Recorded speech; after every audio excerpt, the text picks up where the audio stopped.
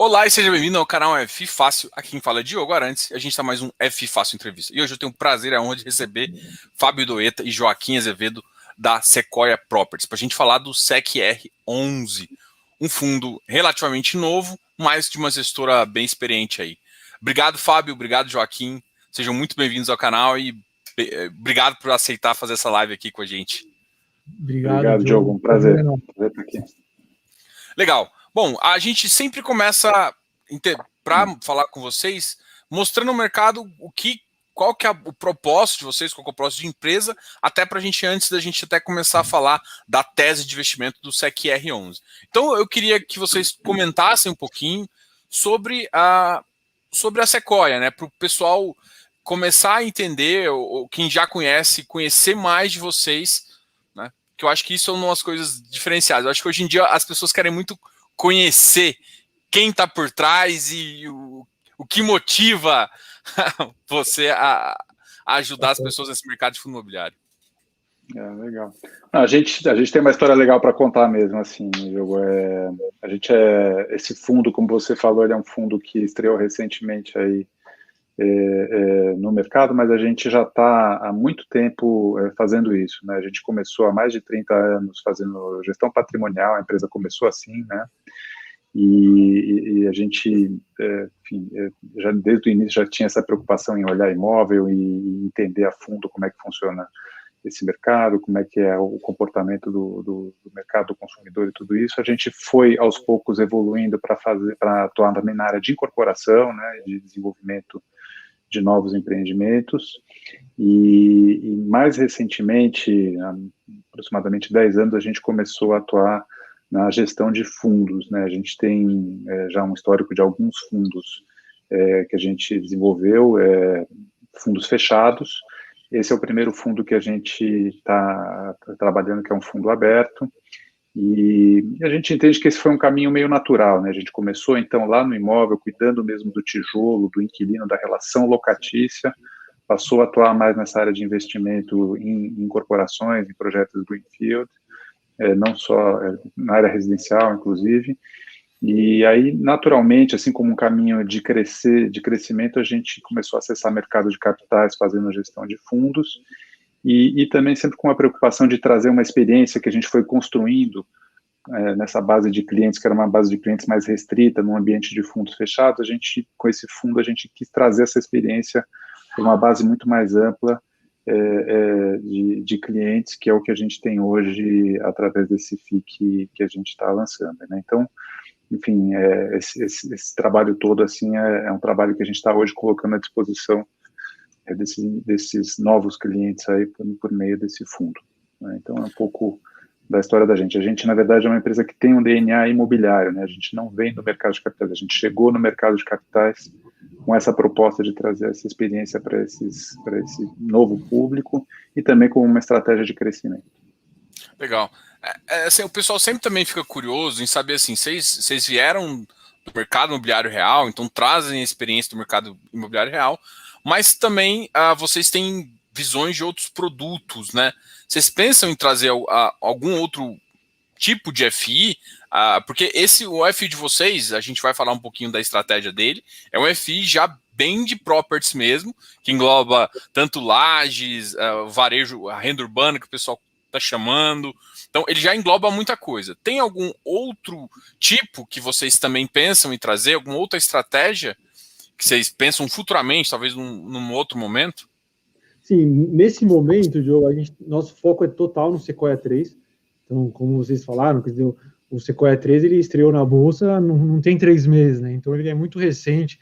Então, a gente está dedicando todo o nosso esforço, nosso foco para desenvolver esse fundo, crescer esse fundo, né, trabalhar nele.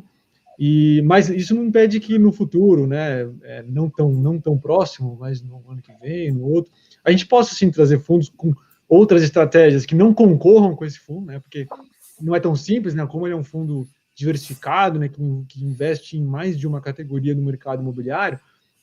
Então a gente tem que tomar cuidado para não criar nenhum tipo de conflito, mas outras estratégias complementares que tragam sinergias e não concorram, a gente pode considerar sim.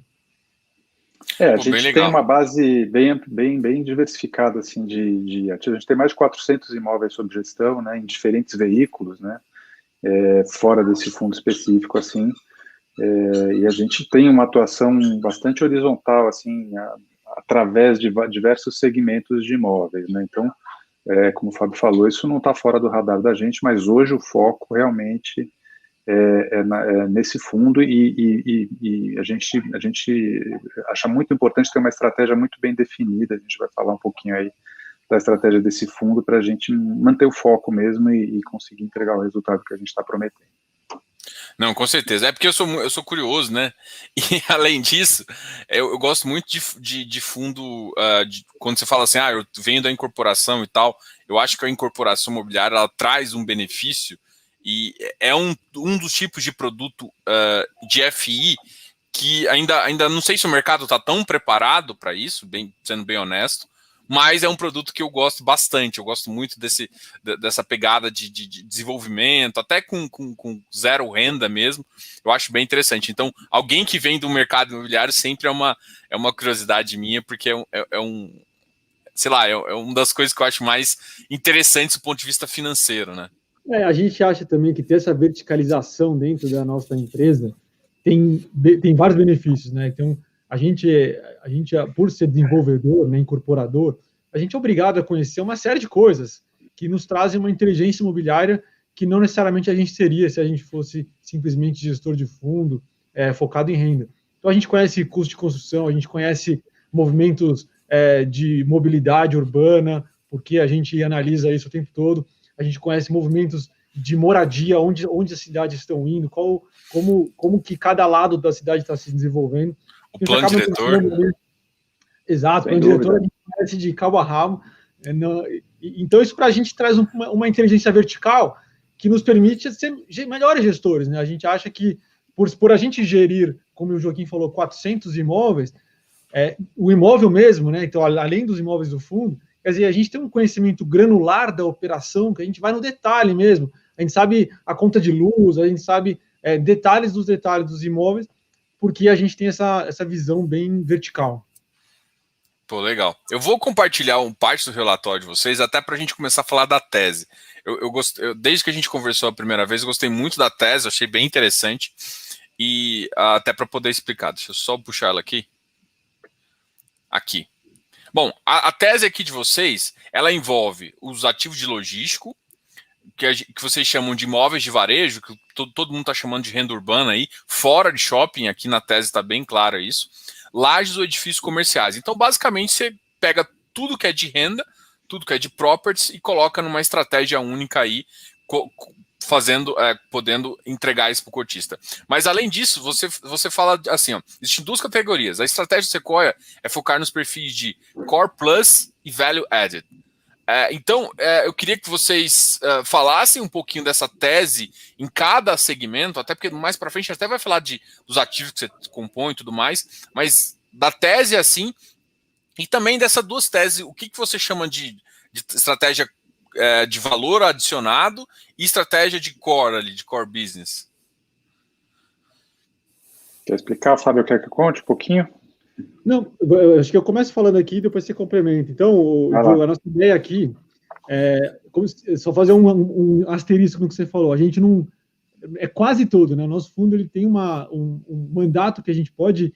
É bem amplo, né? Então a gente pode investir em diversos segmentos do mercado imobiliário, mas a gente não investe em todos. A gente tem duas categorias, quer dizer, dois critérios que a gente utiliza para não entrar ou entrar num segmento. Um é a nossa visão desse segmento, a gente acha que é um segmento que é promissor, que vai continuar se desenvolvendo, e outra é se a gente não tem um conhecimento específico. Então, por exemplo, a gente sempre costuma citar agência bancária, hospital, shopping center, entram em alguma dessas duas categorias. Ou a gente não tem um conhecimento específico, ou a gente não acredita muito no futuro do setor, quer dizer, a gente tem a nossa visão aqui um pouco mais reativa, né? E aí, a gente acaba naturalmente indo para essas três subcategorias, que são amplas, né, na verdade. Então, logístico industrial é muito amplo, e imóvel de varejo, né, fora de shopping center, que é o que você chama de renda urbana, a gente também chama de renda urbana muitas vezes, a gente tem um conhecimento enorme, até por ser, como a gente falou, incorporador, né, conhecer os meandres da cidade ali, então a gente acaba tendo uma visão também comercial de movimento das pessoas, quais são os pontos de varejo mais valorizados, onde a gente faz sentido investir. E o terceiro são lajes ou edifícios comerciais, né, que também acaba sendo um pouco, alguns acabam até misturando um pouco renda urbana, mas também é outro que a gente gosta muito. E aí são imóveis que a gente tem uma experiência enorme, né, dentro daqueles 400 imóveis que o Joaquim mencionou, muito se enquadram nessas 3 categorias. Alguns outros são residenciais, por exemplo, que a gente também tem uma experiência grande, mas não entra no mandato desse fundo. E a gente acha que também tem muita oportunidade ainda, oportunidade de crescimento, oportunidade de trazer coisas com alto valor adicionado para o investidor. Aí o Joaquim, se quiser explicar um pouco a seleção de ativos, né? Você ficou no mudo, Joaquim. Você ficou no mudo. Desculpe, o nosso recorte aí dentro dos ativos aí, né, que se chama de property, né, que é tijolo, basicamente, a gente, nesse fundo, não tem nenhum tipo de investimento em papel. Dentro do tijolo a gente tem essas categorias. Como que a gente seleciona esses ativos, assim, né? Então a gente acha que as melhores oportunidades, né, a melhor relação risco-retorno, ela está no meio de um espectro, né? O que é esse espectro? Numa ponta desse espectro você tem o que a gente chama desses imóveis que são core, que são imóveis que têm inquilinos de rating muito alto, que estão em localizações premium, né? São imóveis de alto padrão, em geral, seja de logística, seja de escritório, e que, portanto, tem um custo de aquisição muito alto, e por mais que você tenha uma renda que seja muito estável, tudo isso, o retorno tende a ser um pouco mais baixo, né?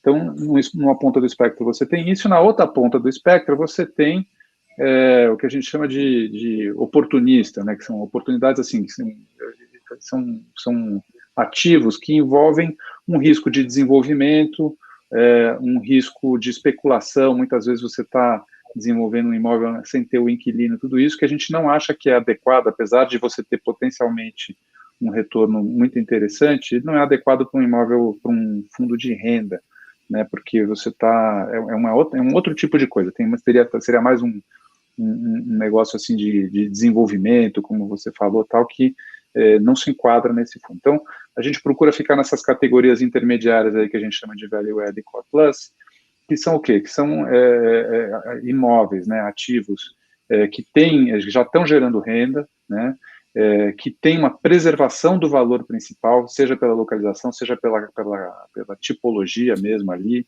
né, e que tem inclusive uma perspectiva de valorização do ativo em função da localização, em função de potenciais recicláveis que você pode fazer nesse imóvel, né, que gera uma renda que a gente entende que é uma renda adequada, um pouquinho mais acima, vamos dizer, do que seriam esses imóveis core ali, porque de uma certa forma ele tem que remunerar, enfim, o fato dele não estar no melhor lugar, no lugar mais top, tá? Então a gente pode partir para localizações que não são as melhores localizações, mas sempre são localizações que a gente acredita que tem muita liquidez, tem esse componente de preservação de valor, e a gente olha muito os inquilinos, a categoria dos inquilinos, a perspectiva de eventualmente você repor esse inquilino se for necessário. Então, mais ou menos essa tese aí que a gente tem. Legal. Uma das coisas que eu até fiquei curioso aqui por exemplo, basicamente o fundo de vocês está com 154 milhões. Vocês pensam em numa estratégia até de crescimento, ter alguma estratégia de alavancagem? Quando vocês, por exemplo, você já disse aqui na estratégia core que você coloca inquilinos prime, né? Inquilinos que têm uma estrutura de grade suficiente, e isso é importante. Então, se você tem esse tipo de inquilino, alguns fundos optam por ter alavancagem, mesmo que seja mínimo ou não. Eu só quero, de curiosidade aqui, saber, vocês pensam em colocar isso, às vezes num fundo que tem um perfil que conhece bem o cliente, faz sentido, mas às vezes não é opção de vocês ou não. Então, para conhecer melhor, qual que é a visão de vocês, né, quando o fundo começar a crescer? A gente, por definição, por conceito, não somos avessos à alavancagem. A gente acha que a alavancagem tem que ser feita da maneira certa. Ela tem que ser, como a gente fala no jargão financeiro, tem que ser accretive, né? Tem que adicionar valor à operação imobiliária que você está fazendo. Hoje a gente está, na verdade, num movimento oposto, né? Esse fundo, quando a gente trouxe ele ao mercado, quando trouxe ao mercado, eu digo, a gente fez o IPO no início desse ano, ele tinha alavancagem, só que é uma alavancagem que a gente não considerava saudável, uma alavancagem cara, feita lá atrás, quando ainda as taxas estavam bem mais altas, e a gente, inclusive, captou recursos no IPO, e parte desse recurso foi utilizado para quitar essa alavancagem, antecipar o pré-pagamento, fazer um pré-pagamento. Então, hoje a gente está no caminho oposto. Então, nesse momento, até pelo tamanho do fundo, a gente ainda acha que não é o momento ideal. Mas, para acelerar ou para crescer de maneira que agregue mais valor ao investidor, nós podemos, sim, trazer a alavancagem ao fundo. No final, tem que ser um endividamento que seja barato o suficiente para ser abaixo do retorno que aquele imóvel está trazendo, né, que é o que a gente chama de cap rate. Se a alavancagem estiver significativamente abaixo, ela começa a criar valor, e aí faz sentido. E aí, o perfil, né, o tamanho dessa alavancagem, o percentual que você endivida o fundo, vai um pouco do apetite de risco do gestor, né, nessa visão. A gente, como o Joaquim falou no início, estamos 30 anos no mercado fazendo isso. Então, a gente já passou de tudo que é tipo de crise, ciclo econômico de alta, de baixa. Então, a gente sabe que a alavancagem tem que tomar cuidado, principalmente no Brasil, né, onde os ciclos são mais intensos, né, economias mais estáveis, né, Europa, Estados Unidos, etc.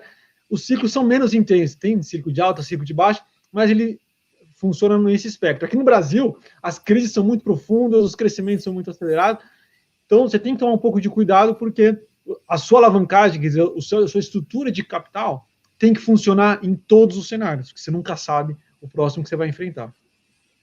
Até porque na hora que você quiser desalavancar também, no final você tem que, se precisar, você tem que estar podendo captar. Em geral, quando você precisa, é o pior momento para fazer isso, porque o problema está profundo. Não, com certeza. Uma pergunta assim, por exemplo, vocês, até como estratégia do fundo, estão em logístico, varejo, a gente até comentou aqui já. O Brasil, ele sempre teve um ciclo um pouco similar de tudo. Então, a gente tinha uma expansão de quase todos ao mesmo tempo que você tinha um declínio e assim, o ciclo era bem parecido. O que aconteceu com essa pandemia foi o ciclo meio ser deslocado. Os logísticos foram lá para frente, e a renda urbana também ficou bem positivo, talvez não está na mesma expansão que o mercado de logístico, mas está numa recuperação para a expansão ali. Em compensação, lajes deram uma regredida, né? A gente está num período ainda de recessão para lajes.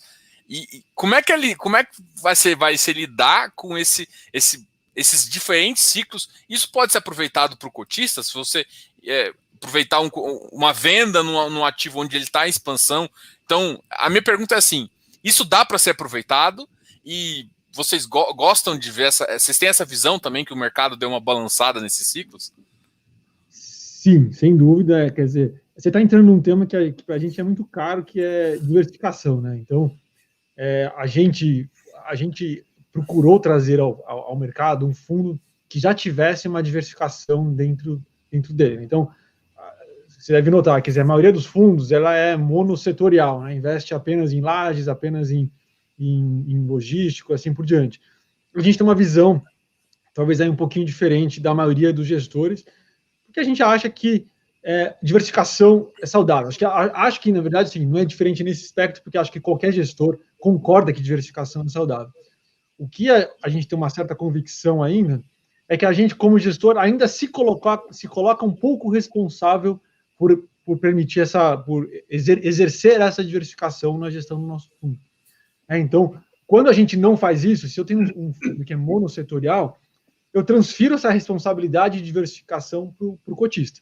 Então, eu falo o seguinte, olha, eu vou focar só em laje, se você quiser diversificar, você investe um pouquinho no meu, um pouquinho no outro, assim por diante. E por que a gente acha que a gente tem ainda um pouco dessa responsabilidade? Porque o mercado de fundos imobiliários no Brasil, apesar de ter crescido muito nos últimos anos, ele ainda é muito jovem, né? A maioria dos investidores está exposto a esse produto há pouco tempo. Então, a gente costuma dizer, pelos dados públicos, quer dizer, hoje a gente acabou de atingir em torno de 1.300.000 investidores individuais na Bolsa, né, em fundos imobiliários. O que é excelente, porque há 2 anos, um pouco mais de 2 anos, esse número era 300 mil, menos de 300 mil. Quer dizer, cresceu mais de 6 vezes o número de investidores que investem nesse produto. Isso é ótimo por um lado, mas por outro quer dizer que a maioria dos investidores, para ser mais exato, em torno de 80% dos investidores, está exposto a esse produto há menos de 2 anos e 50% há menos de 1 ano.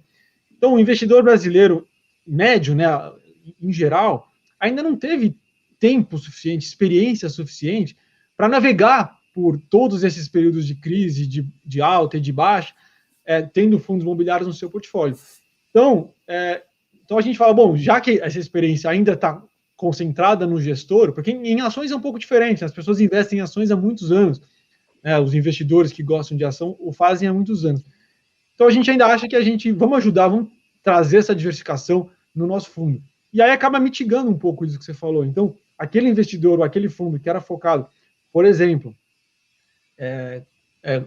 tinha uma concentração alta em shopping center, por exemplo, no ano passado, ele sofreu muito na pele porque ele viu que aquela categoria teve uma deterioração em resultado, não por causa dela, mas por restrições alheias à vontade dela, de mobilidade, etc. Por outro lado, por causa da adoção acelerada do e-commerce, os logísticos prosperaram, né, nos últimos anos e se recuperaram muito mais rápido. Então, se você focou só em logístico, você ficou feliz. Mas no próximo ciclo, pode ser o inverso, pode ser que o logístico seja atrapalhado em benefício de outro. Então, no longo prazo, a gente tem essa convicção, e acho que tem um certo consenso aí no mercado financeiro, né, que diversificação ajuda no retorno médio dos imóveis, de qualquer portfólio, na verdade. Então, a gente acha que por ter um fundo imobiliário com um portfólio diversificado, é um certo diferencial, né? Porque a maioria dos fundos entende que ainda deveria ser super focado. Eu acho que a gente está vendo isso na prática, né, Fábio, acontecer agora, porque é isso, né? Você falou bem, né, Diogo? A gente tem alguns segmentos aí de imóveis que estão sofrendo e tem outros que estão se beneficiando, né, desses efeitos que têm acontecido aí em função da pandemia, né? Então, o exemplo mais óbvio é esse, assim, né? Todo esse segmento de logística está tendo um crescimento acelerado em função do crescimento do e-commerce, e aí você tem, por outro lado, lajes comerciais, escritórios sofrendo uma retração aí por causa de um certo esvaziamento que está acontecendo, que a gente não entende que é uma coisa estrutural. E aí tem uma coisa importante, assim, do nosso papel como gestor, né, que é tentar fazer essa leitura desses ciclos e desses movimentos estruturais. Então, contrário de ações e outras classes de ativos, né, imóvel é uma coisa que você consegue ler, assim, você consegue antecipar esses ciclos simplesmente por um motivo muito simples, assim, porque eles são movidos a desequilíbrios e reequilíbrios de oferta e demanda, que você consegue identificar, porque um imóvel, quando você começa a fazer um prédio de escritório, você sabe que daqui a 6 anos, você comprou o terreno agora, daqui a 5, 6 anos você vai estar entrando com esse imóvel no mercado, né? Os ciclos de galpões são um pouco mais curtos, mas também são previsíveis, né? Então, você consegue fazer essa leitura do que está acontecendo. Obviamente, essa demanda, ela depende um pouquinho de crescimento de economia, de fatores externos, fatores macro, que muitas vezes você não consegue prever assim com precisão, tal. Mas de qualquer jeito a gente consegue, na verdade, ter bastante previsibilidade. A gente deve fazer isso como gestor. E esses movimentos estruturais você tem que ler, né? Então, por exemplo, essa questão toda de comércio eletrônico, isso é uma coisa que isso não vai voltar, né? Isso é uma tendência que já vinha acontecendo, ela se acelerou agora em função da pandemia, mas assim, não tenha dúvida que quem assim, não usava esses canais aí de compra e de venda, de consumo, e passou a usar, não vai voltar atrás, porque teve uma experiência muito positiva em muitos casos ali, né? Então, enfim, esse negócio é uma coisa que veio para ficar mesmo. Bom, legal, acho que foi bem completo, assim, e eu também acho que dá até para gerar um alfazinho, uma vendazinha no ativo, vou aproveitar alguma coisa também. Sem dúvida. Sempre dá para comprar e sempre dá para vender, alguma coisa dá para fazer. Né? É isso aí. Bom, o último rendimento de vocês foi 0,67, dando um dividend yield aí de 8,75. E aí eu tô comentando isso também até para entender que vocês, no relatório, vocês deixam, e o fundo, no regulamento dele também, tem um target de renda ali para o portfólio, né? Que é mais ou menos 5,5 mais IPCA. e também gerando até uma taxa de performance se superar esse valor. Como é que vocês enxergam esse target? Porque, assim, nem todos os fundos, hoje em dia, a maioria dos fundos que estão com performance são fundos de papel. Você pode contar um ou outro fundo de tijolo que coloca com target. Eu, particularmente, acho interessante você ter um target, porque aí você tem uma expectativa de retorno, né? Então, você entra no fundo sabendo uma expectativa que você tem para o fundo. Então, eu queria que você comentasse um pouquinho também sobre como foi selecionado, até porque, por exemplo, na minha cabeça, ativos de lajes, ele tem um cap e um yield X, talvez um pouco mais elevado. O renda urbana tem um outro tipo também de parâmetro. E mesma coisa vale para properties. Então, quando você faz um mix grande, você tem que sempre ficar preocupando se esses cap rates, essas questões atendem até o target do fundo, mas também ajudam ao cotista a olhar. Então, como é que vocês montaram esse target e como é que essa engenharia toda para colocar ativos para sempre estar ali acima do target e desse objetivo de performance que vocês têm? Esse ponto, assim, ele tem muito a ver com o alinhamento de interesse, né? Então, uma das preocupações de qualquer investidor é que o interesse dele esteja alinhado com o interesse do gestor. Não adianta a gente ter um gestor ganhando recursos, ganhando sua remuneração de um jeito e o investidor do outro. Então, a gente, como faz gestão de fundos há muitos anos, apesar de esse fundo, os fundos de mercado de capitais, esse ser o primeiro nesse ano, a gente já faz gestão de fundos há mais de 10 anos. Então, a gente tem uma experiência grande com esse alinhamento de interesse. Isso é importante porque a taxa de performance, que é isso que você mencionou, né, esse hurdle aí, esse benchmark que a gente chama, de 5,5% mais IPCA, é a base para o início do pagamento de uma taxa de performance. Como eu sempre falo, a taxa de performance é a taxa que o investidor menos se importa em pagar. Né? Qualquer taxa, todo mundo se importa em pagar, qual que seja a taxa, seja imposto, qualquer coisa. A que você menos se importa é aquela que é atrelada a um resultado que você obteve. Então, nesse caso, qual a mensagem que a gente passa ao investidor ao estabelecer esse hurdle que você mencionou? Olha, enquanto eu não entregar 5,5% mais de IPCA, eu não estou ganhando nada, não estou ganhando nenhuma performance nesse fundo. Eu só passo a receber uma taxa adicional ainda assim, de 20%, quer dizer, ainda assim os 80% são do investidor, se eu superar esse IPCA mais 5,5%. O que você deve saber, deve notar, que são poucos fundos hoje de tijolos, se é que tem algum, que entrega esse resultado consistentemente. Então, a gente se colocou um objetivo ali relativamente alto, quer dizer, se você colocar um IPCA médio aí nos últimos anos e colocar esse 5,5%, você vai ver a dificuldade que é, mas a gente está...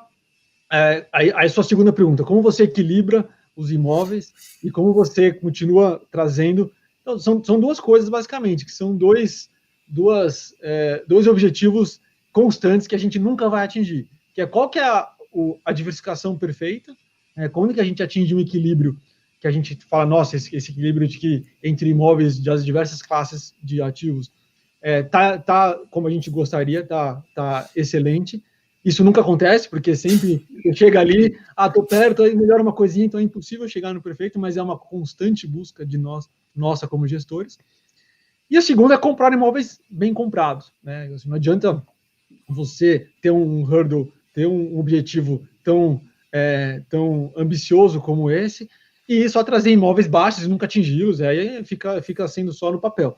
Então, trazer imóveis com caps altos ajuda nisso. E aí, assim, tem um pouco de competência de cada gestor, né, de conseguir trazer, mas também o fato de a gente estar há muito tempo no mercado, né, a Sequoia já é um player aí relevante aí faz algumas décadas, quer dizer que a gente construiu uma rede de relacionamentos, construiu um network que nos permite conhecer os vendedores, conhecer os intermediários, e, portanto, muitos dos imóveis chegam para a gente, alguns imóveis que não estariam necessariamente no mercado. E para não ficar só teórico, eu vou dar um exemplo. O imóvel que a gente comprou, o último que a gente comprou, inclusive com os recursos da oferta, foi a loja do Habitat, né? A loja que está alocada para a rede de supermercado Saint Marché. Daqui a pouco a gente vai falar dos ativos do fundo, mas já adiantando um pouco esse. A gente comprou agora, na verdade, assinamos no final do ano passado e concluímos a oferta em fevereiro, concluímos a aquisição em fevereiro com os recursos da oferta. E foi uma aquisição que era um imóvel que não estava no mercado, a gente conhecia porque estava de uma incorporadora que era parceira nossa em outros empreendimentos, a gente conhecia muito bem eles, então a gente não tinha outro comprador, e a gente comprou, e a performance do ativo tem sido tão boa, quer dizer, ele tem entregue caps acima de 10%, 11% aí, não é um número fixo, porque a receita desse imóvel, especificamente, é variável com a receita do locatário, né? Então, cada mês é um pouquinho diferente, mas a performance tem sido espetacular, tem meses que dá 12% de cap anualizado, né, versus o que a gente comprou. Então, esse tipo de movimento é difícil fazer em larga escala, quer dizer, trazer centenas de milhões de reais, porque não são tantas oportunidades assim. Mas se você sabe, se você tem paciência, tem bastante experiência e sabe escolher e adquirir, sempre vão ter oportunidades como essa, e a gente vai continuar adquirindo imóveis com esse nível de qualidade. Legal. Joaquim, você quer complementar? Não, acho que é importante a gente, nesse contexto, lembrar um pouquinho da estratégia do fundo que a gente falou há um tempo atrás. Então, quando a gente fala desse espectro aí, né, de risco-retorno ali, a gente tem um pouco de flexibilidade para colocar imóveis, por exemplo, que a gente muitas vezes é um imóvel que é interessante de ter no portfólio. Ele pode até ter um retorno, vamos dizer, um pouquinho abaixo disso, mas ele tem uma renda super estável, longo prazo, enfim, tem uma perspectiva de valorização, fatores que a gente entende que justificam colocar ele no portfólio, né? E a gente pode também colocar, dentro desse espectro aí que a gente opera, também imóveis que têm retornos mais altos, mesmo que você tenha, por exemplo, um contrato que não é um contrato atípico, né? Por exemplo, o pessoal adora contrato atípico e tal no mercado, né? Mas muitas vezes a gente acha que, dependendo da localização, dependendo da possibilidade, da liquidez do imóvel para você repor eventualmente o inquilino, faz sentido você ter um contrato típico, né, mesmo correndo um risco de uma saída de um inquilino, e você, obviamente, tem que ajustar o retorno que você quer com aquele ativo lá para esse risco. Então, isso, muitas vezes, dentro dessa estratégia, te possibilita buscar ativos que têm um retorno um pouco mais alto, e aí é um trabalho de gestão no dia a dia para a gente conseguir entregar esse resultado de uma forma contínua aí no longo prazo, né? É isso. Legal. Pessoal, vamos falar um pouquinho, até separei aqui a live para a gente falar um pouquinho do portfólio, né? E aí eu quero começar a falar do portfólio de industrial e de galpão de vocês. E aí tem dois ativos, que é o de Jandira e Magda. Eu vou começar a mostrar aqui e a gente fala a visão de vocês do ativo, por que ele faz parte do portfólio, como é que ele encaixa. Eu acho que eu gosto dessa visão de mostrar, assim, cara, por quê, entendeu? Assim, eu sei que vocês já têm isso, vocês escrevem isso num relatório, mas eu acho que muita gente gosta de entender a visão, os benefícios. Pô, tem alguma área que está disponível lá, que é possível fazer uma expansão, alguma coisa assim, entendeu? Então eu vou mostrar aqui, para quem não conhece, vou começar com Jandira, vou compartilhar aqui, e aí vocês podem já falar um pouquinho desse ativo específico. Vai lá, Juca, pode ir. Esse é um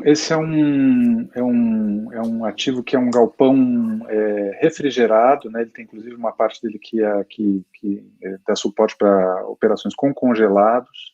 Ele fica localizado na Castelo Branco, assim, no município de Jandira, na Grande São Paulo, no eixo da Castelo Branco, ele muito próximo a Barueri. É uma região já bem consolidada para a logística, né? Está muito próxima do centro de São Paulo, né? E ele está dentro de um condomínio, enfim, que tem uma infraestrutura excelente, e ele tem esse diferencial em relação a outros imóveis na região ali, imóveis logísticos na região, que é o fato dele ser refrigerado, né? Esse imóvel foi feito como um build to suit com uma empresa que já não está mais ocupando o imóvel. A gente tem um segundo inquilino lá hoje, que é a Rumo Oeste.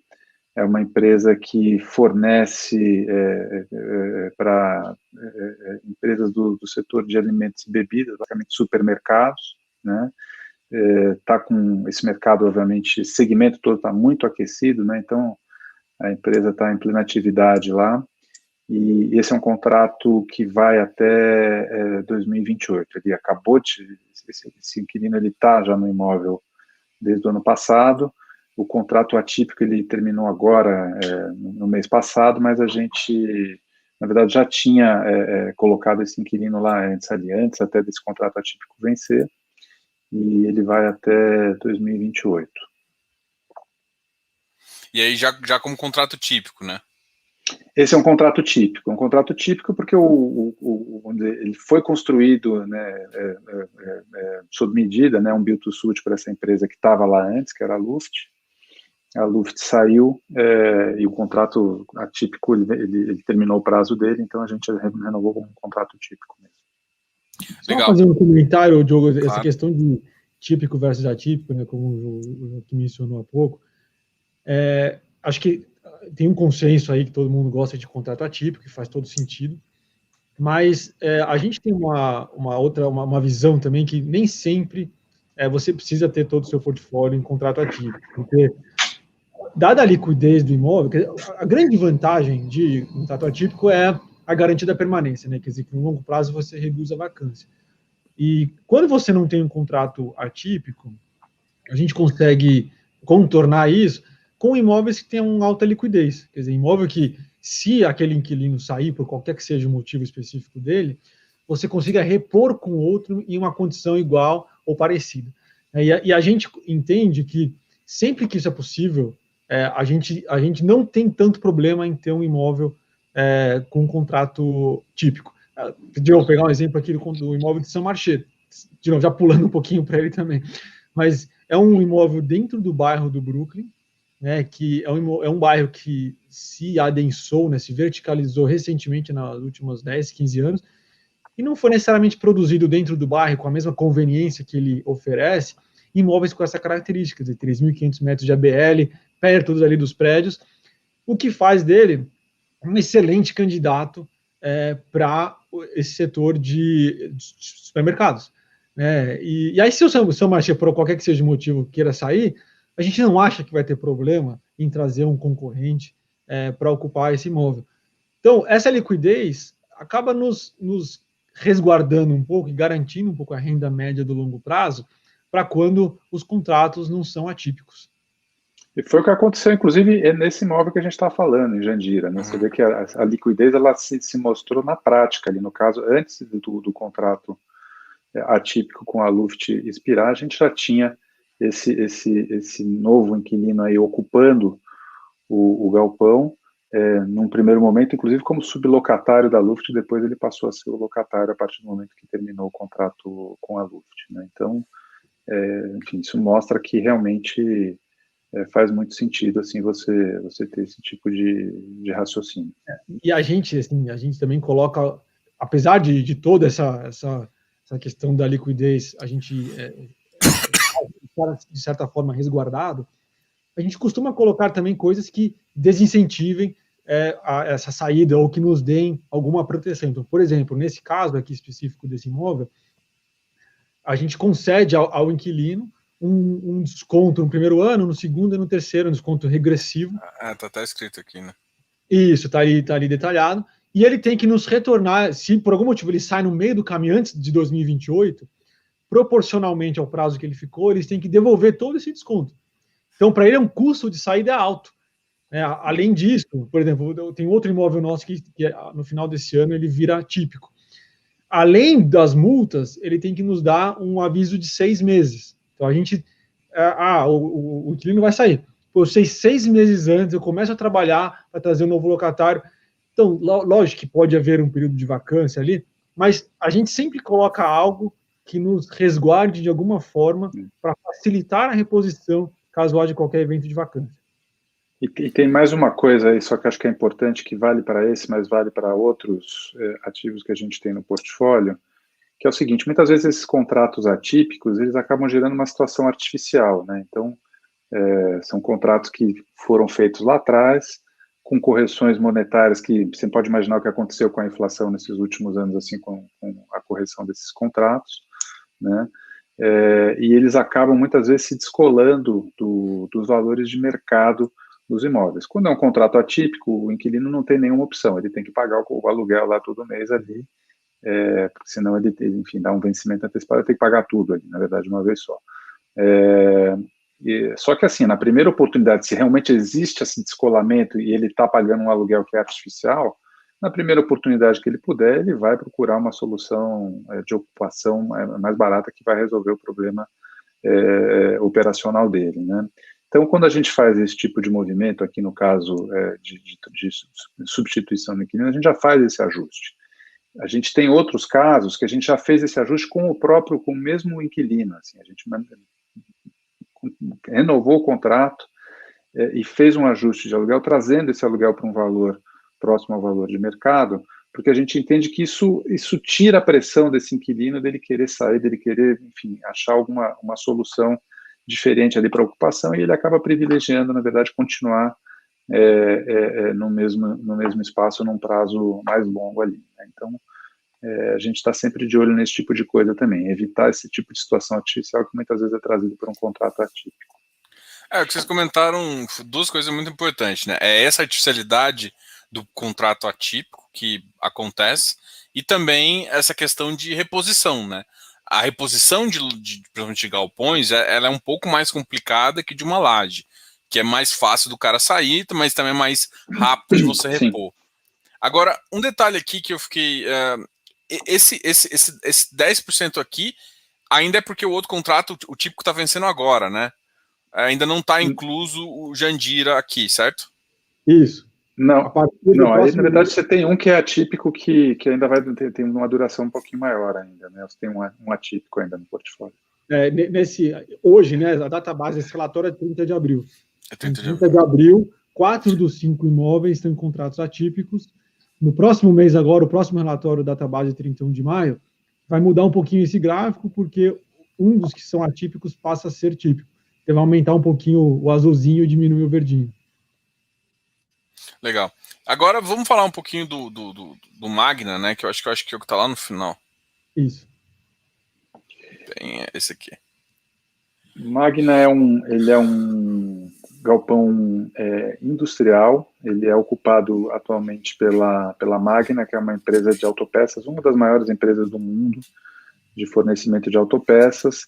Ele está localizado em Santo Antônio da Patrulha, que fica próximo a Porto Alegre, próximo a Gravataí, onde está a fábrica da GM, onde é fabricado o Onix, né? Então, essa planta é uma planta que foi montada para atender essa planta da GM ali, fornecer peças para eles.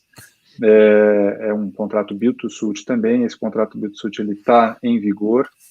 A gente recentemente estendeu a duração dele, né?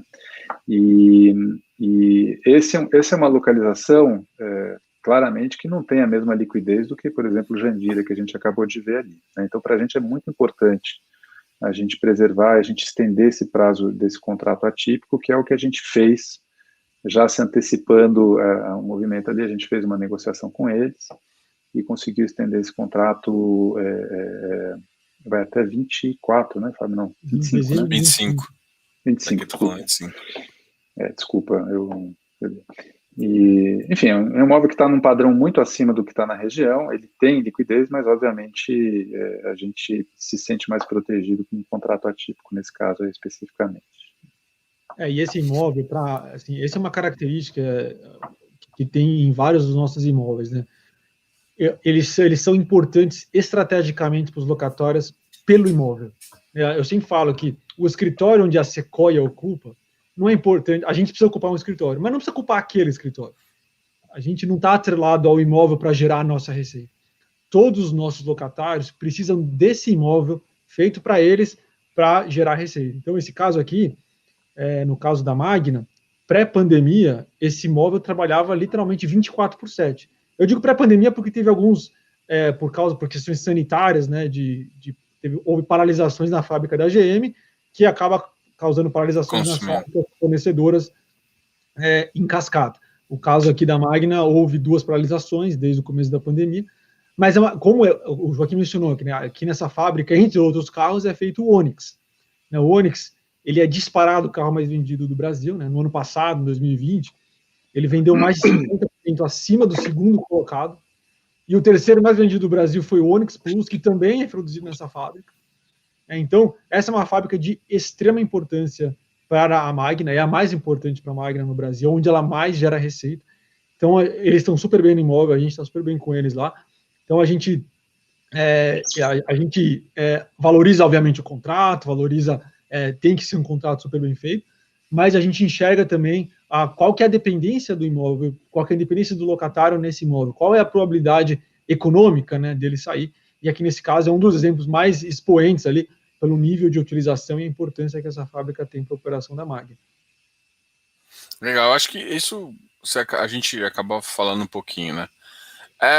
Agora vamos falar, até você já fez um spoiler em relação ao ativo da Habitat, que é justamente esse que tem atualmente o que ainda está como contrato típico, e além do aluguel, você tem uma parte de faturamento?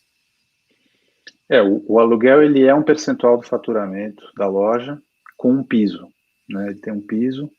Hoje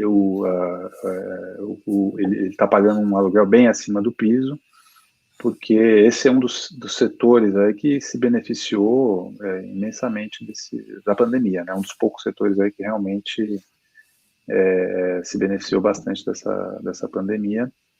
E ele tem características que o Fábio já explicou, né? Não vou repetir aqui, mas ele está numa localização excelente, porque é uma região residencial que já está bastante adensada, mas está se adensando ainda mais, né, pela verticalização.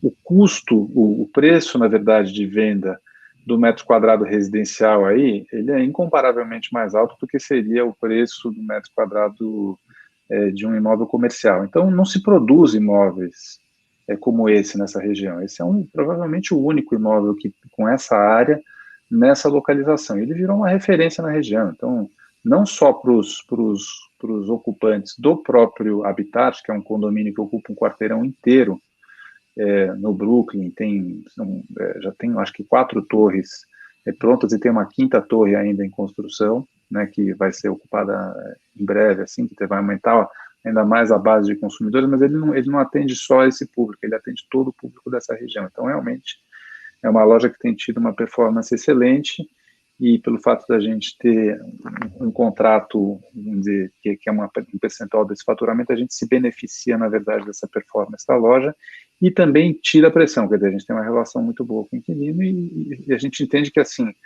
o 4% que ele está pagando sobre o faturamento cabe no bolso, deixa ele confortável para continuar nesse imóvel no longo prazo, entendeu?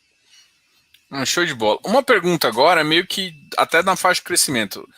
Vocês acreditam que existe esse segmento de renda urbana está ficando bem interessante? E uma outra coisa, faz mais sentido esse segmento nesse ramo alimentício de alimentos e também no de departamento? Ou você acha, ou não, pode funcionar também para outras coisas? O que vocês enxergam para esse ramo de renda urbana até para o futuro do Sequoia? Eu acho que o setor de alimentos e bebidas, principalmente supermercado, ele é um setor que está muito forte e vai continuar forte, né? Quer dizer, a gente não consegue ver nenhum fator aí que altere, vamos dizer, essa demanda que tem para esse tipo de imóvel. Imóveis de conveniência em geral, assim, que são farmácias, pequenas lojas de conveniência, tudo isso a gente entende que vão continuar muito aquecidos. Agora, você tem outros setores de varejo, por exemplo, agências bancárias, sei lá, que nem é bem varejo, né, enfim, serviço e tal, mas essas, assim, tem problemas estruturais mesmo, assim, né.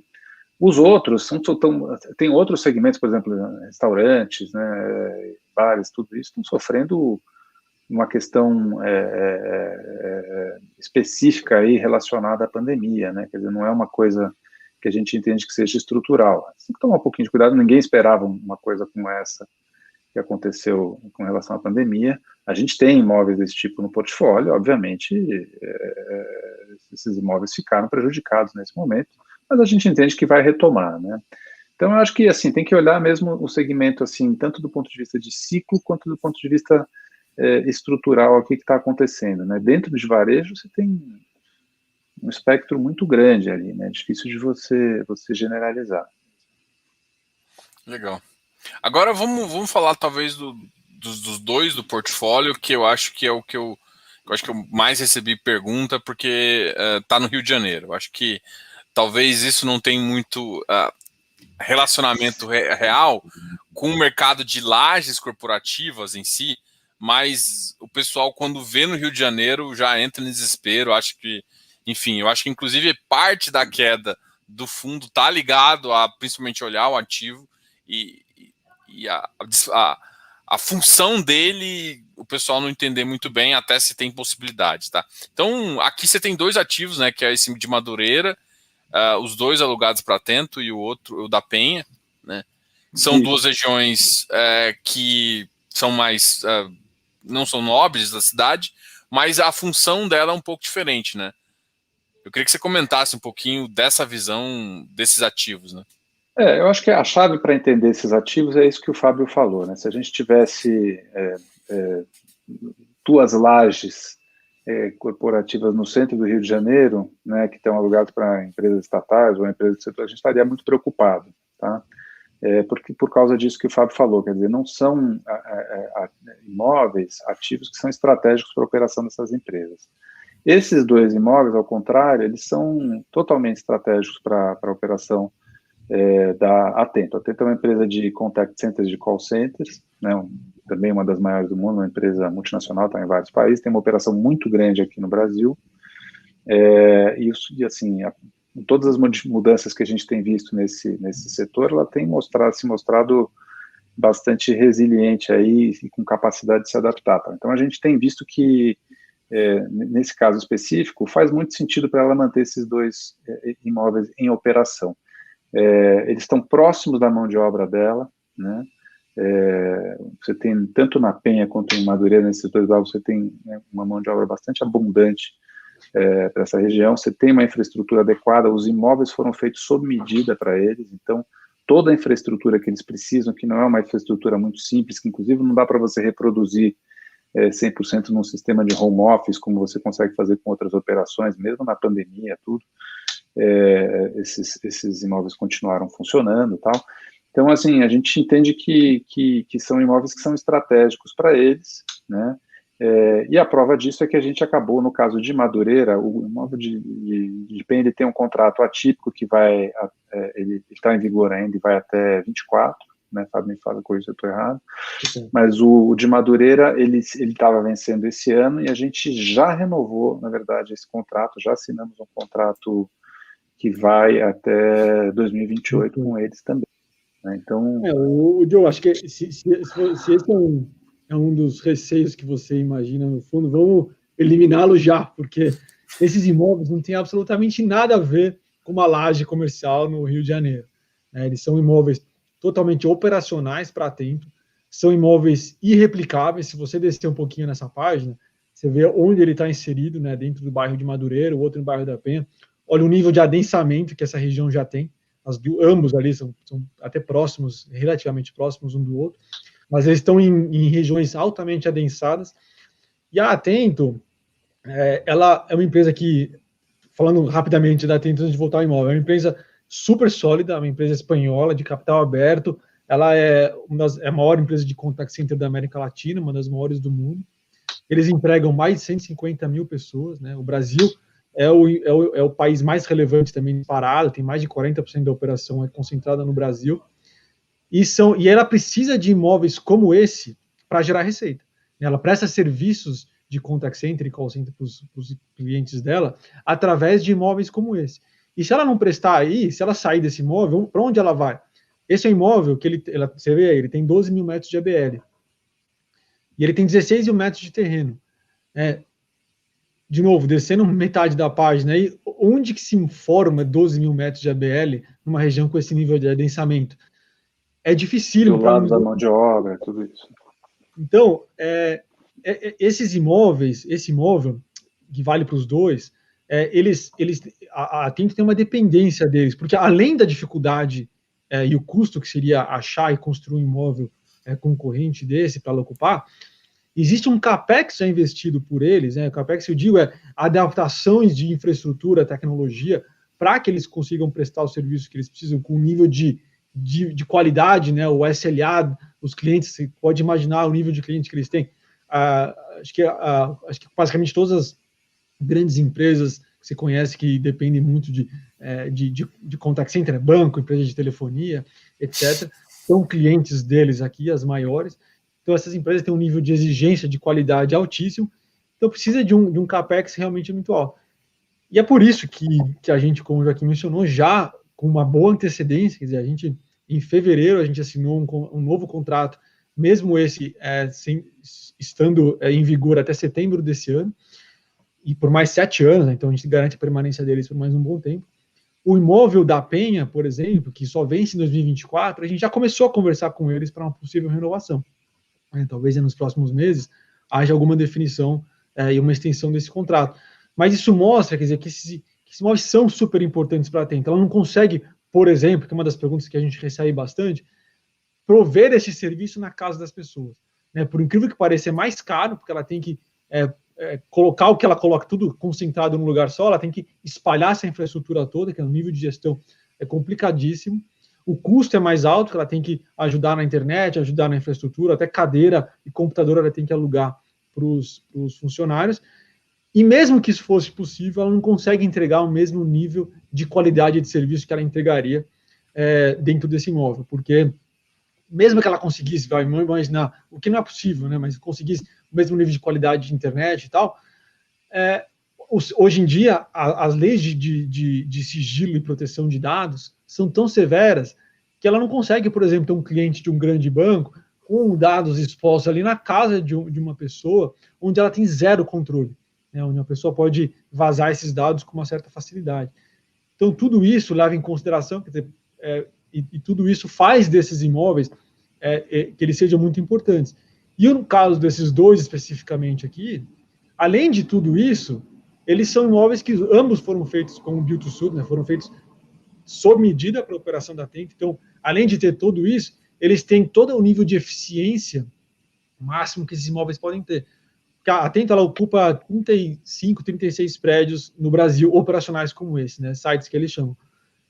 E alguns desses são partes de um prédio aqui, outro ali, e tem alguns, uma minoria, que são similares a esses aqui, esses dois, que foram Build to Suit. Eles pegaram do zero, construíram e encomendaram a construção, né, exatamente para atender a necessidade deles. Então, são imóveis que têm eficiência mais alta. Eficiência, eles têm até métricas, né, quer dizer, eles têm as posições de atendimento, que são onde essas baias aqui, né, que chamam de PAs. Então, PAs por metro quadrado. Então, as métricas que esses imóveis entregam aqui são muito superiores a outros.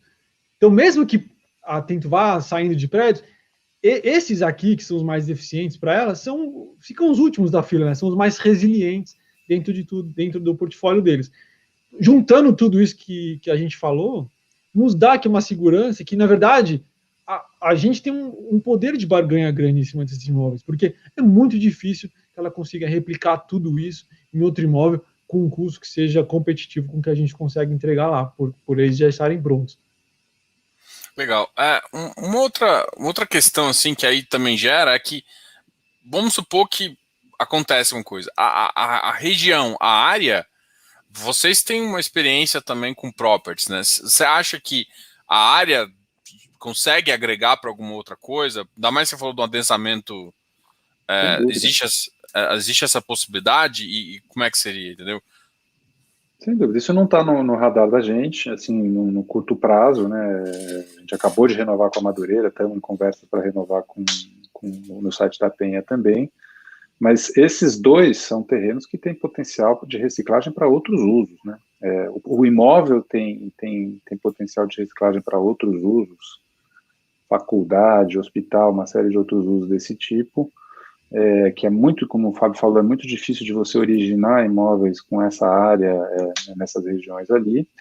E além do imóvel em si, o terreno tem muito valor também para ainda uma outra categoria de uso, por exemplo, habitacional, esse tipo de coisa. Então, isso também é um fator que a gente leva em conta quando a gente olha esses ativos e se faz sentido ter eles no portfólio. E no caso desses dois, essa perspectiva de reciclagem é muito clara. Assim. Legal. Eu tenho uma pergunta para vocês e depois eu vou abrir para o pessoal aqui. Tem umas perguntas aqui, eu vou começar a fazer. A primeira pergunta, eu acho que é uma curiosidade. Acho que muita gente no mercado. Vocês querem crescer o fundo, né? Vocês entraram, estão com PL 154 milhões, vocês querem crescer.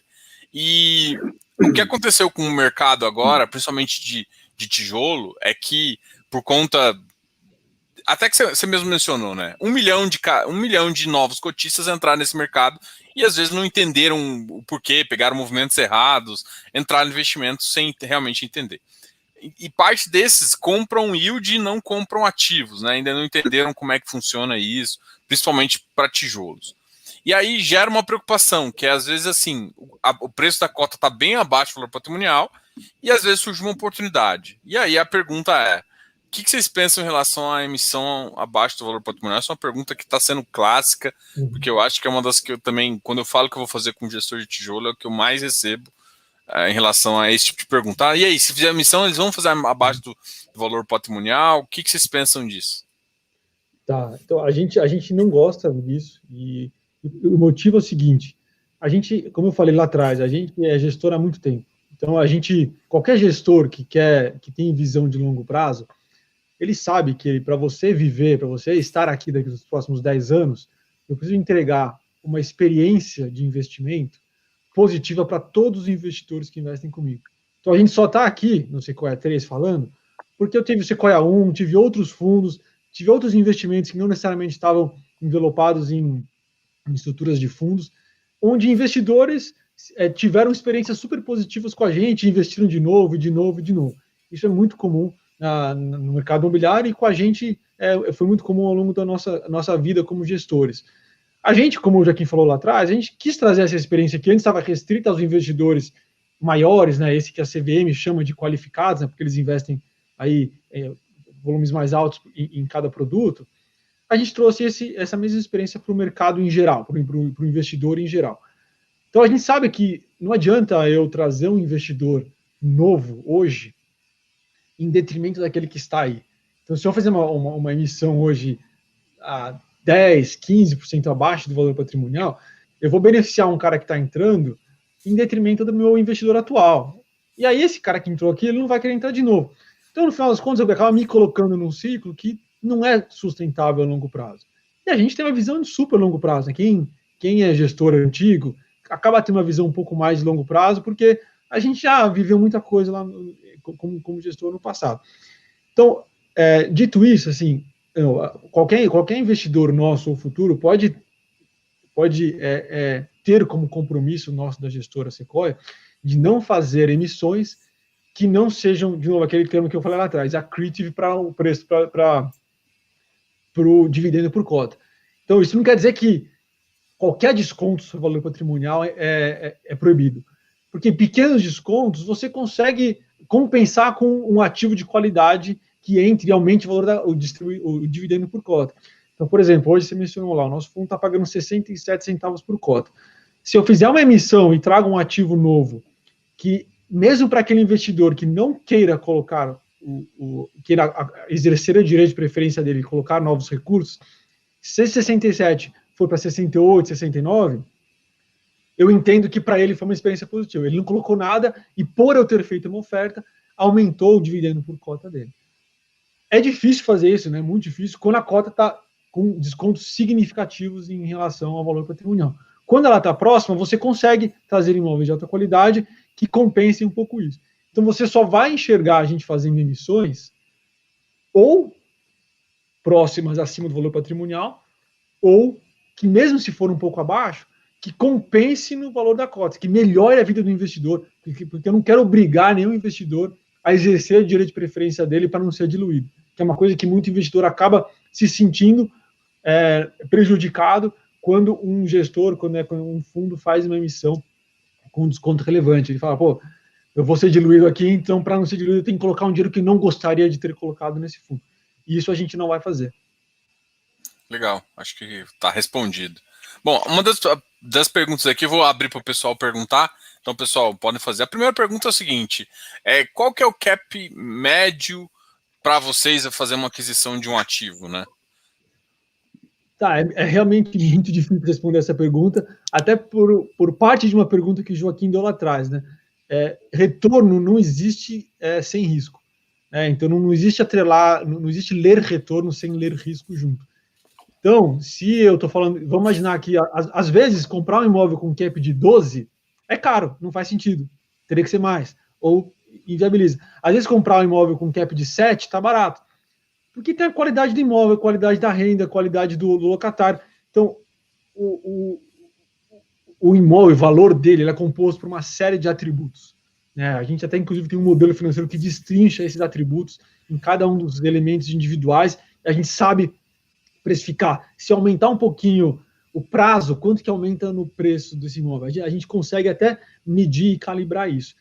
Então, é muito difícil responder essa pergunta, porque eu posso ter um imóvel de 7, 8, que seja bem precificado ou mal precificado em termos de cap, dependendo do risco e do tipo de imóvel que ele tem por trás.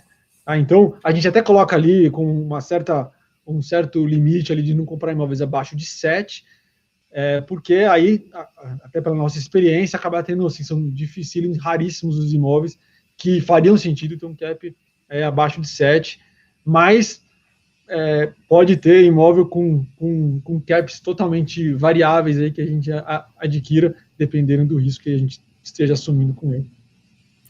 Porque assim, uma pergunta também que faz sentido é porque assim, você já tem um benchmark, né? Se você colocar muito ativo abaixo do benchmark, você acaba não batendo. Mas o que você notou é que assim, o que vale não é só... Isso é uma coisa que a gente tem que falar e tem que ser dito de várias formas aqui, é que não adianta só olhar cap, não adianta só olhar yield, né? Você tem que olhar o seu risco, o seu retorno de acordo com o ativo que você está comprando. Porque no final você não está comprando cap, você está comprando um ativo. O cap é consequência do ativo, entendeu? Isso é importante refletir nisso. Risco, retorno, tem risco.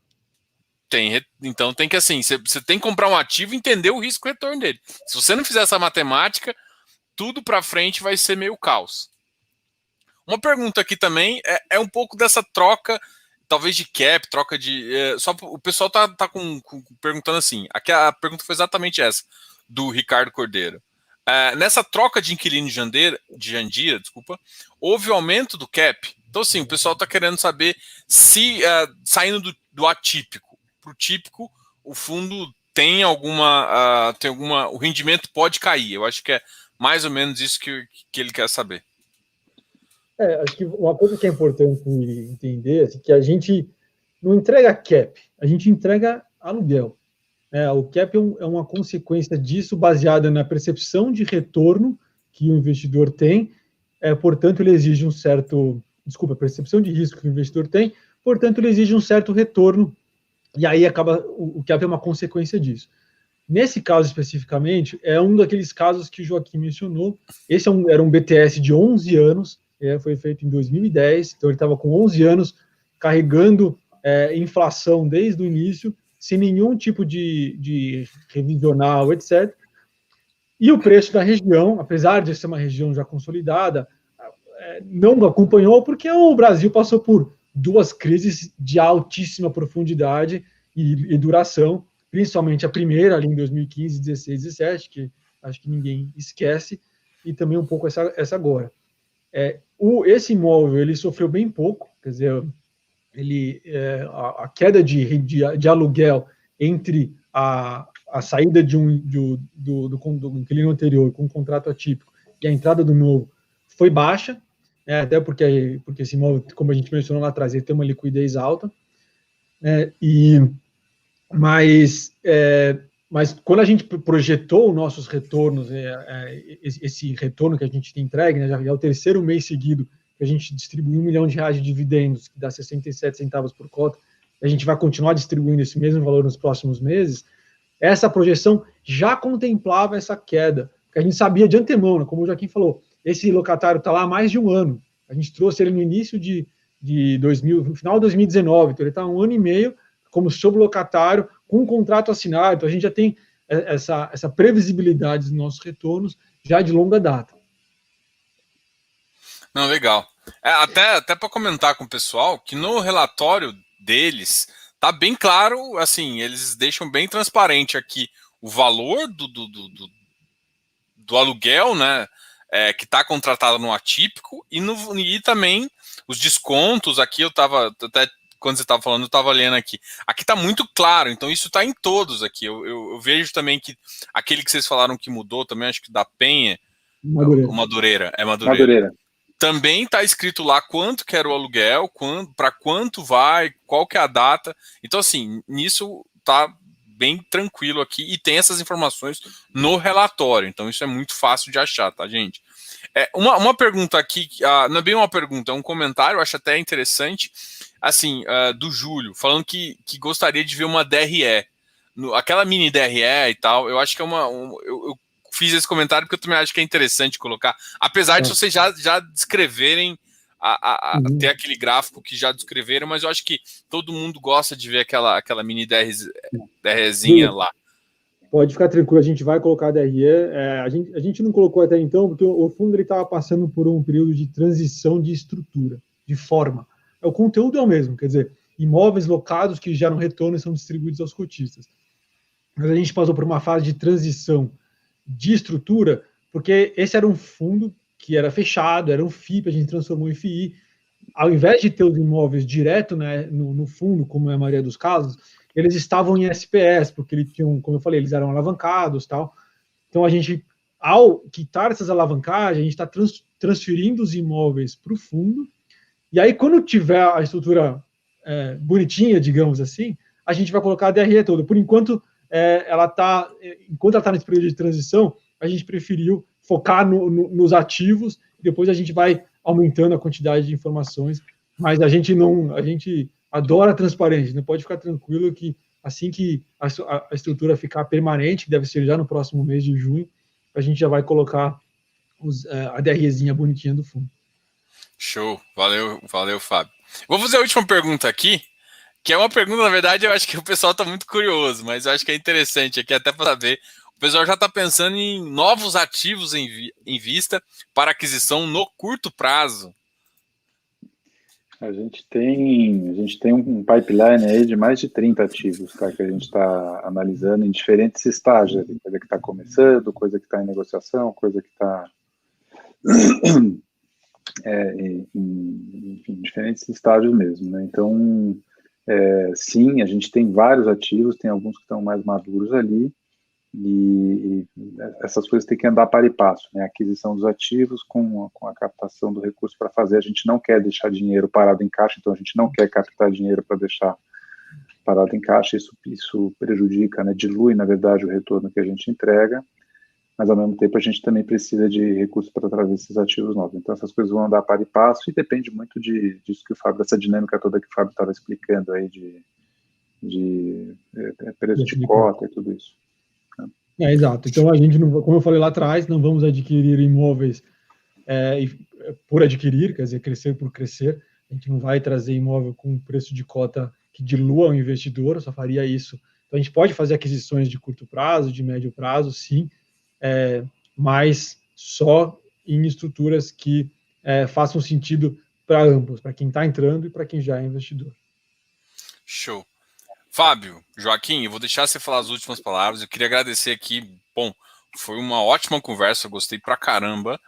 E eu vou deixar vocês encerrarem aí, até para falar com seus cotistas e também para os novos cotistas aí que devem gostar dessa live aí e gostar de conversar com vocês. Tá bom. Diogo, muito obrigado aí pelo espaço. Obrigado a todos aí por ter aguentado até agora. Para a gente foi um prazer estar aqui. A gente adora fazer esse tipo de conversa, quer dizer, a gente já está à disposição e convido a todos a entrar no nosso site de RI e conhecer um pouco melhor no fundo, entrar em contato com a gente caso tenha alguma dúvida, caso queira discutir alguma coisa. A gente está totalmente à disposição, temos até um time de RI já dedicado a isso. De qualquer forma, ter essa oportunidade de debater no mercado e o nosso fundo para a gente é um enorme prazer, agradeço demais. Agradeço também você por difundir aí o nosso fundo e os outros, quer dizer, contribuir para o desenvolvimento do mercado imobiliário, e convido todo mundo a conhecer um pouco melhor o nosso fundo, entender melhor os ativos, conhecer um pouco melhor essa nossa estratégia de diversificação, ver a qualidade da renda que a gente procurou montar dentro de um fundo e entregar para o nosso investidor com uma estabilidade muito boa, com uma previsibilidade boa, e a partir daí, se tiver interesse, se gostar, pode investir, se não também não tem problema nenhum. Tem que fazer o merchan, né, pô? Não pode deixar. Não, com certeza. Mas muito bacana, Diogo. Obrigado pela oportunidade. Para a gente é super importante, né? Como eu falei, a gente tem aí uma história longa, assim, né, no mercado imobiliário, mas a gente, como gestor de fundos abertos, aí a gente é relativamente novo, então para a gente é super importante mostrar a cara, mostrar o que a gente faz. A gente tem muito orgulho desse trabalho, estamos super motivados aí para fazer esse fundo crescer. Acho que tem perspectivas incríveis mesmo. A gente não pode ficar falando aqui de ativos e forma de crescimento assim até as coisas estarem mais evoluídas ali, mas tem muita coisa boa para acontecer aí pela frente. E é isso que o Fábio falou, a gente convida todo mundo a conhecer, tem vários canais aí para você ter acesso às informações do fundo. E depois que vocês verem todas as informações, comprem as cotas ali que vocês não vão se arrepender. Com certeza. Parabéns, Fábio, parabéns, Joaquim. Pessoal, aqui na descrição do vídeo, por exemplo, está o site, eles têm um site específico para o SEC-R11, também tem informação do RI, então aqui na descrição do vídeo sempre fica as informações da gestora e é só clicar no link aqui. Pessoal, muito obrigado, muito boa noite a todos que participaram aqui, a que fizeram perguntas e a vocês que são o astro aqui que realmente veio conversar e dar as informações desse fundo aí para o pessoal. Obrigado aí, pessoal, e tchau, tchau. Boa noite. Até mais.